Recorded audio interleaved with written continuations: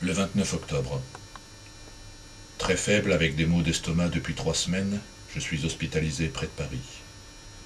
Après que l'on ait autorisé mon évacuation, l'un des médecins évoque une anomalie sanguine due à une infection d'origine virale, à un cancer ou à un empoisonnement sanguin. Le 2 novembre. Les médecins de l'hôpital excluent une leucémie. Dès le lendemain, admission en unité de soins intensifs. Le 4 novembre. Je suis en état de mort cérébrale et plongé dans un coma très profond de niveau 4.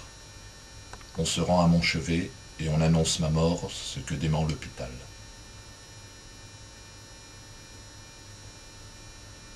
Le 9 novembre. À l'hôpital, les médecins annoncent que le coma s'est aggravé dans la nuit et réservent leur diagnostic. La famille se rend à mon chevet. Le 11 novembre. Mon décès est annoncé à l'aube et confirmé quelques minutes plus tard à 3h30 à l'hôpital par le médecin général. Le 12 novembre. Après des obsèques dans mon village natal, ma dépouille arrive la veille à Paris. Elle est ramenée en hélicoptère vers le caveau familial, où je suis inhumé dans une ambiance frisant l'hystérie collective.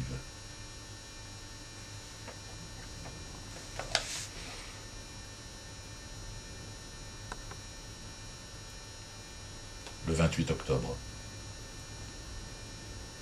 Les médecins viennent d'arrêter le traitement que je prends depuis 3 semaines. Mes proches sont de plus en plus proches. J'ai l'impression de m'éloigner d'eux. Le 7 octobre. Après un copieux repas chez Mohamed, je suis rentré retrouver les miens et mes domestiques. Mes enfants sont parents depuis quelques années déjà. J'ai 2 petits-enfants, une petite Léa et un petit Knut. Je pense souvent à eux en voiture. Je ne me suis pas inquiété, j'ai souvent des maux de ventre assez foudroyants. C'est désagréable et toujours pressant. J'ai donc demandé que l'on m'arrête dans le premier débit de boissons ouvert. Je me suis fait commander un thé. C'était limite. D'habitude, j'arrive à me contrôler. Depuis un moment, tout m'échappe. C'est là que mon médecin m'a prescrit ce traitement. Il m'a dit aussi de manger à des heures fixes, d'arrêter la salade, les tomates, le maïs, le café au lait, la soupe, le chou et l'alcool, de passer plus de temps avec mes proches, de jouer avec mes petits-enfants. C'est vrai que je ne les vois pas souvent. On joue à quoi à 5 et 7 ans? Je jouais à quoi? J'ai dû jouer, c'est presque sûr. Avec 4 frères, j'ai forcément joué.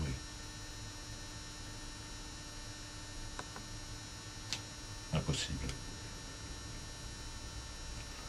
Par contre, mes fils, ce sont eux qui viennent me voir, et s'il n'y avait qu'eux. Arrêter de travailler, c'est impossible. Il n'y a que la mort qui puisse m'en empêcher. D'habitude, ça se passe avec une colique. Mes médecins se sont concertés devant mes analyses et ont doublé les doses de mon traitement. Toute la nuit, j'ai souffert en silence. Le problème, c'est que je ne suis jamais vraiment seul.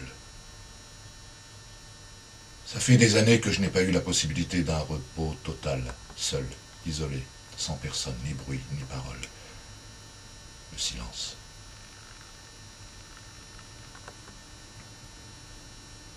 Souvent, j'espère mes derniers jours. C'est l'enfer de ne plus rien maîtriser, de perdre le contrôle, de faire croire que tout va bien. J'aimerais des funérailles discrètes, juste avec mes proches. Mais même ça, c'est impossible. Ça m'arrange d'être malade. C'est la seule faiblesse que l'on m'accorde. Je ne prendrai pas mon traitement, je n'ai pas envie de manger à heure fixe, j'aime la salade verte ou avec des tomates, tout comme la soupe aux choux, et je bois à cette grande décision. Ma décision. J'en ai marre que l'on me dicte tout. Au début, on y croit. J'y croyais tellement que j'ai convaincu tout un peuple. Mais c'est quand je me suis aperçu que je ne pouvais plus faire marche arrière que j'ai commencé à douter. Je ne leur dirai pas mes souffrances. J'aime cette situation. Le 6 octobre. Cette nuit, j'ai dû me lever 6 fois, ça m'empêche de dormir. Avant, ce n'était pas un problème. Il me suffisait de quelques heures pour être opérationnel. Il n'y avait que Mohamed qui arrivait à me suivre dans les camps où on a fait nos preuves. On était les meilleurs à tous les niveaux. Il y a beaucoup de respect entre nous. Il a su tout de suite que je ferais de grandes choses pour mon pays. C'est mon meilleur ami, le seul d'ailleurs. Je lui ai souvent confié ma vie.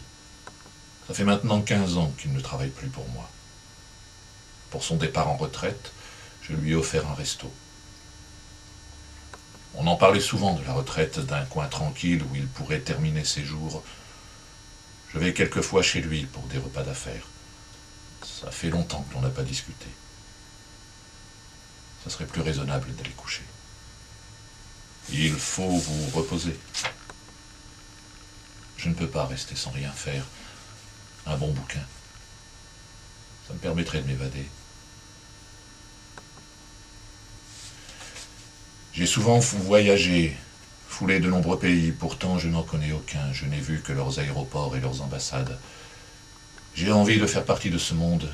J'ai toujours pensé en faire partie, mais je m'aperçois que je n'ai fait que m'en éloigner, isolé dans mes convictions. Je me suis construit des murs qui m'étouffent, et j'ai rendu tout un peuple parano qui a construit de solides et épais murs, sans une fenêtre ou une porte vitrée. Plutôt adepte de la meurtrière ou du fil barbelé, même avec un grand sourire, il y a de quoi se méfier. Je trouve que c'est magnifique une fenêtre. Elle t'annonce le lever du soleil, l'arrivée des saisons ou du courrier. Elle accueille les paysages et veille la nuit pour annoncer la bienvenue aux amis de passage. Il y en a sûrement qui m'auraient marqué, des endroits où j'aurais eu envie de rester. Rencontrer les habitants d'un village de campagne, goûter leurs spécialités. C'est toujours différent chez l'habitant. On apprend beaucoup des gens par leur cuisine. Dans un repas, il y a de la générosité, de l'imagination, de l'attention, le goût et l'envie de partager un avenir. On y trouve aussi la terre, leur saveur, leur parfum, mais aussi leur joie et leur peine. Des discussions et de l'amour. C'est une discrète et savoureuse intimité, des moments de vie que j'aurais aimés. Ce n'est pas en regrettant ces manques que tu les vivras, me dirait Mohamed. Je comprends pourquoi il a toujours voulu ce resto.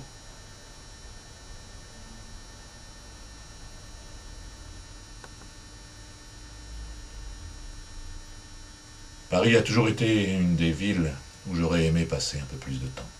Y flâner, aller boire un verre ou deux en terrasse sur les champs ou dans un petit café d'artistes, aller à Pigalle, chiner sur le marché de Saint-Ouen, visiter des musées, les catacombes et finir au Père-Lachaise. Saluer les grands hommes.